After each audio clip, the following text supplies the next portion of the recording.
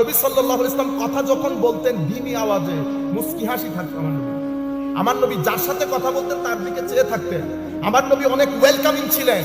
আমার নবী বসা মানুষ ঢুকেছে আরেকদিকে চেয়ে থাকা এই ধরনের আমার নবী ছিলেন না। অনেক ওয়েলকামিং। যেই একবার আমার নবীর মজলিসে বসেছে সে মজলিস ছেড়ে যেতে পারতো না। শেষে তো আল্লাহ কুরআনের আয়াতই নাজিল করেছেন, হে আমার সাহাবায়ে কেরাম, খাওয়ার পরে তোমরা চলে যাবা, দীর্ঘক্ষণ বসে থাকো। আমার নবী কিছু বলতে না পারলেও আমার নবী বেশি হায়াদার। ইয়া আল্লাহ, বান্দার কথা, হাবিবের কথা আল্লাহ বর্ণনা করছে। আমার নবী হায়া করেন বিদায় তোমাদেরকে বলতে পারেন না যে চলে যাও। আমি এগুলা কেয়ার করি না। আমি বলতেছি খাওয়া শেষ, তোমরা আমার নবীর মজলিস ছেড়ে চলে যাবা, ঘরে বসে থাকবা না। এই যে যেতে পারছে না কেন? হায় হায়, নবী তো নবী। কোন উলামায়ে রাব্বানির মজলিসে বসলে আসতে ইচ্ছে করে, চেয়ে তাকি, আবার রাস্তার মধ্যে এসে দাঁড়াই তাকে আরেক নজর যদি দেখি। আজীব মাহৌল, এখন আজীব মাহৌল। নফস, দুনিয়া, লোভ, লালসা, কিছু দুনিয়া, কিছু নফস পাগল করে ছেড়ে দিয়েছে আমাদের। সেই যৌক, সেই শৌক, সেই মহব্বা, সেই আদব, সেই আশক, সেই তাকওয়া, সেই পরহেজগারি বিধান হয়ে গেছে। ওয়াজের কোনো অভাব নাই। চট্টগ্রাম, বাংলাদেশের এলাকায় এলাকায় ওয়াজ মাহফিল, কিন্তু ওয়াজের সেই তরঙ্গ, সেই আশকের আওয়াজ প্রত্যেক জায়গার মধ্যে। আপনি দেখেন যে ওয়াজগুলো আসে এর বিরুদ্ধে, এর বিরুদ্ধে, ও এর বিরুদ্ধে। আমি পুরা মাহৌল নষ্ট করে দিয়েছি, পুরা মাহৌল নষ্ট করে দিয়েছি। মদিনা শরীফে আমি আসলাম, আমি যেই দিকেই যাই ওই দিকেই দুইটা কুকুর যায়। তিনি একটা রুটি কিনে কুকুর দুইটার সামনে দিলেন। কুকুর দুইটা রুটি নিয়ে বসে রইল। কুকুরের রুটির মধ্যে মুখ লাগায় না। আহমদিয়ার খান নাইমি রহমতুল্লাহি আলাই টেনশনে পড়ে গেলেন। আমার পাকিস্তানের কুকুর সামান্য একটু গরুর নাড়ি ভুড়ি লয়া 4-5টায় কামড়া কামড়ি লাগিয়ে দেয়, কিন্তু মদিনা শরীফের কুকুর রুটি তো ভাজিও লাগে না, ডাল লাগে না, এত মজার রুটি মদিনা শরীফের রুটি, কিন্তু কুকুরে কেন মুখ লাগায় না? হোটেলের ম্যানেজার কয়, হাজী সাহেব কি দেখতেছেন?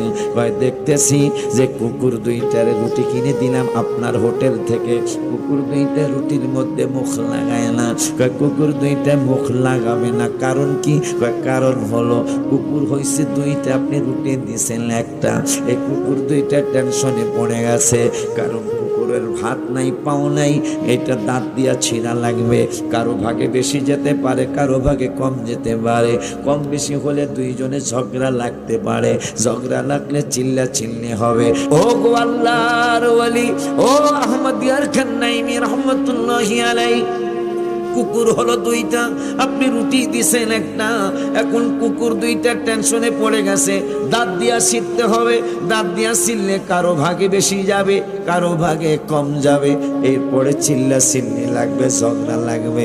ঝগড়া লাগলে হাবিবুল্লাহর সাথে, নূরের নবী রহমাতুল লিল আলামিনের সাথে বেয়াদবি হবে। প্রয়োজনে রুটি খাবো না, তারপরেও নূরের নবীরে ইজ্জত দিতেই থাকো। হায় হায়, কিয়ামতের দিন আল্লাহকে বলবে আমার উম্মতের হিসাব কিতাব কিভাবে নিবেন? তো আল্লাহ হাসবে আর বলবে, বন্ধু যেমন সবারটা নিব আপনার উম্মতের ওরকম ভাবেই নিব। তো চেহারা মলিন হয়ে যাবে। আল্লাহ জিজ্ঞেস করবে, চেহারা মলিন কেন? বলছে, তাইলে তো সমস্ত উম্মত আমার ভুল ত্রুটি জেনা ফেলবে, আমার মাথা নত হয়ে যাবে, সবাই জেনা ফেলবে আমার উম্মতের ভুল ত্রুটি। তো বলছে, বন্ধু কিভাবে নিব? আমাকে নিতে দেন, কেউ কোনো উম্মত যেন আমার উম্মতের ভুল ত্রুটি না জানে। আপনার জানার মধ্যে অনেকে সুইসাইড করছে কি করে নাই? জোরে বলেন না। অনেকে কষ্ট সহ্য করতে না পেরে সুইসাইড করে। যে সুইসাইড করে, বিষ খায়, ঘুমের ওষুধ খায়, কিংবা অন্যান্য পথ অ্যাপ্লাই করে, যখন ফাঁসিতে সে ঝুলে যায়, ফাঁসির মাধ্যমে সুইসাইড করতে গেলে তার আবেগটা, তার কষ্টটা যখন তার ভিতরে আউট অফ কন্ট্রোল শয়তানে বানিয়ে ফেলে, সে আউট অফ কন্ট্রোল হয়ে যায়, তখন সে নিজের হাতে দড়ি বাঁধে, তখন কিন্তু সেন্স কাজ করে না। যখন সে এটাকে রাউন্ড করে তখন সেন্স কাজ করে না। যখন সে জুলাই দেয়, গলার মধ্যে লাগায়, তখনও সেন্স কাজ করে না। যখন সে ঝুলে যায়, পা থেকে চেয়ারটা সরাই ফেলে, যখন আর কোনো উপায় থাকে না, তখন শয়তান ওইখান থেকে সরে যায়। সরে যাওয়ার পরে তার বিবেক তখন কাজ করা শুরু করে, তখন সে নিজেই বাঁচতে চায়, নিজেই ছুটতে চায়, কিন্তু আর কোনো উপায় থাকে না। তখন সে ভাবতে থাকে আমি কেমনে করলাম, আমি কেমনে করলাম, কষ্ট তো আরো অনেকের জীবনে আছে, ওরা তো ঝুলে নাই, আমি কেন ঝুলে গেলাম। এই জন্য ভাইয়েরা, শয়তান থেকে সবসময় সাবধান থাকতে হবে। তাকে কখনো লাই দেওয়া যাবে না, পাত্তা দেওয়া যাবে না। সে আসার আগে রাস্তাটা বন্ধ করে দিতে হবে। এটাই হচ্ছে ইমানদারের কর্তব্য। ইমানদার শুধু বলবে কষ্ট দিলেও আমি আল্লাহর, কষ্ট না দিলেও আমি আল্লাহর। সুবহানাল্লাহ। আপনার শুধু একটাই কথা থাকতে হবে, আলহামদুলিল্লাহ। আর একটু জোরে, আজকে থেকে সব জায়গায় কি বলবো? আরো জোরে বলেন, কি বলবো?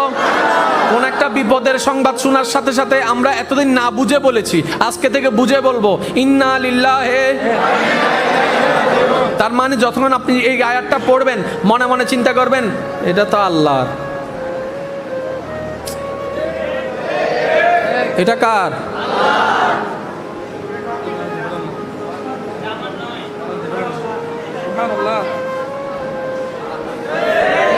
এটা তো আমার, এটা তো আমার, সম্পদ তো আমার, বাড়ি তো আমার, ব্যবসা তো আমার, মা তো আমার, বাবা তো আমার, স্ত্রী তো আমার, সন্তান তো আমার। যদি আমার হতো কবরতে যেত, যদি আমার হতো হাসরের ময়দানে আমার পক্ষে তো গাইতো। ওইখানে যেহেতু আমার নাই, আমার বলতে কিছু নাই, তো মা বাবা, স্ত্রী পুত্র সন্তান, স্বামী স্ত্রী, এগুলা কি? এগুলা দুনিয়াতে চলার জন্য একটা নাম মাত্র, পরিচয় দেওয়ার জন্য। এটা কে? আমার ভাই, এটা বলার জন্য একটা নাম মাত্র, এটা সাময়িক। যতক্ষণ নিঃশ্বাস আছে, নিঃশ্বাস চলে গেলে সমস্ত নাম বিলীন হয়ে যাবে, সবার নামের সাথে লেগে যাবে মরহুম, সবার নামের সাথে লেগে যাবে মরহুম। সবাই আর দেহের কথা বলবে না, সবাই শুধু লাশ বলবে। ডাক্তারের বেলায়ও লাশ, ইঞ্জিনিয়ারের বেলায় লাশ, ইমামের বেলায় লাশ, মুয়াজ্জিনের বেলায় লাশ, ব্যবসায়ীর বেলায় লাশ, বড়র বেলায় লাশ, ছোটর বেলায় লাশ। আমাদের শুধু একটাই নাম থাকবে লাশ। তো যেখানে আমরা সবাই লাশ, আগে থেকে লাশ হয়ে গেলে তো এই অহংকার আর থাকবে না, হিংসা আর থাকবে না। সেজন্যই তো নবী রাহমাতুল্লিল আলামিন হাদিসে পাকে ঘোষণা দিয়েছেন, মুতু ক্বাবলা আন তামুতু।